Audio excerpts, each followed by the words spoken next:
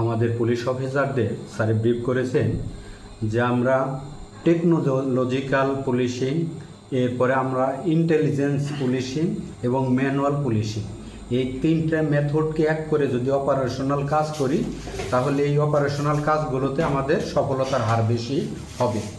স্যারের সেই নির্দেশনা মতে আমাদের মাননীয় এসপি স্যার, নড়াইল জেলার এসপি স্যারের দিক নির্দেশনায় সার্কেল স্যারেরও আমাদের গাইড করেছেন। আমরা একে ধরার জন্যে আমরা মূলত দীর্ঘক্ষণ ছদ্মবেশে, আমাদের প্রাপ্ত তথ্যের ভিত্তিতে ছদ্মবেশে আমরা ওই এলাকায় অবস্থান করি।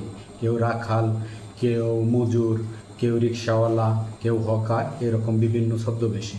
তো একটা সময়ে আমরা নিশ্চিত হই যে ওদের ওই এলাকায়, এই ডাকাতদের এলাকার বাড়ির পাশে একটা নির্জন বাগান, সেখানে একটা ডুপরি করে ও শুয়ে আছে। তো সেই তথ্য মতে আমরা যখন অভিযান করি তখন তাকে ওখান থেকে গ্রেপ্তার করতে সক্ষম হই।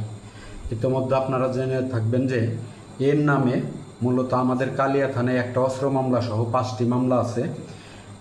নড়াইল সদরে 2টি, গোপালগঞ্জ সদরে 1টি এবং খুলনার দিঘলিয়া থানাতে 1টি।